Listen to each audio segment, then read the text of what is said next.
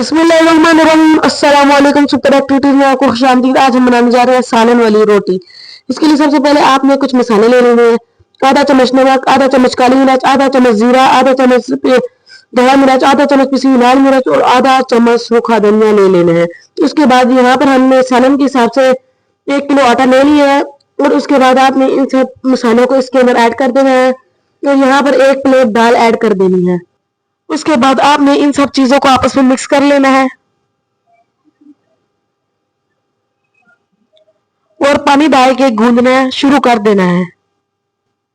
हमारे घर में जब भी सालन बचता है तो हम इसी तरह से रोटियां बना लेते हैं और हमारे घर में सारे बहुत शौक से खाते हैं।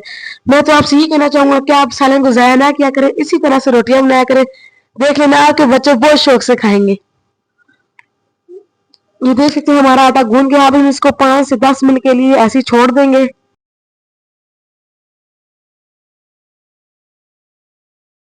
उसके बाद रोटियां बनाना शुरू करेंगे। यहाँ पर हमारे 10 से 15 मिनट पूरे हो चुके हैं। यहाँ पर अब हम रोटियां बनाने जा रहे हैं। इसके लिए सबसे पहले आपने एक पेड़ा बना लेना है।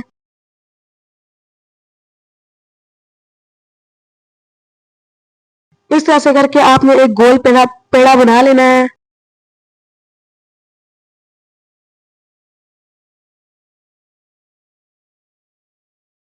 यहाँ पर हमने ज्यादा रोटियां बनानी थी तो इसलिए हम ज्यादा पेड़े बना लेंगे।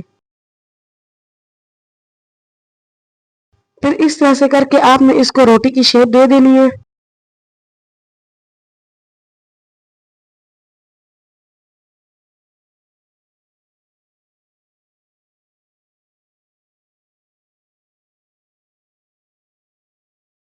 यहाँ पर आपने एक तवा ले लेना है। इसको जब तवा गर्म हो जाए तो इसके ऊपर रोटी इस तरह से फैला देनी है। इस तरह से आपने साइड चेंज करते रहना है वरना ये जल जाएगी।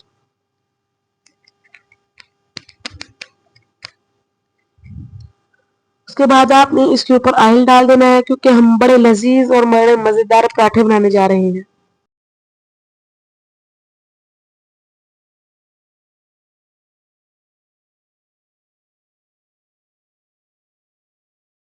आप में से बहुत से लोग वीडियो देखते हैं लेकिन वीडियो को लाइक और सब्सक्राइब नहीं करते। मैं तो आपसे ये कहना चाहूंगा कि आप वीडियो को लाइक और सब्सक्राइब लाजमी किया करें। यहाँ पर हमें रोटी को अच्छी तरह से सुर्ख कर लेना है। यहाँ पर हमारा पराठा बनके तैयार हो चुका है। मैं तो आपसे ये कहना चाहूंगा कि आप इस रेसिपी को जरूर ट्राई करें और हमारे चैनल सुपर एक्टिविटीज को लाइक और सब्सक्राइब करें और इसको चाय के साथ खाएं, बड़े मजेदार लगता है। तब तक के लिए आप सबको मेरी तरफ से अल्लाह हाफिज।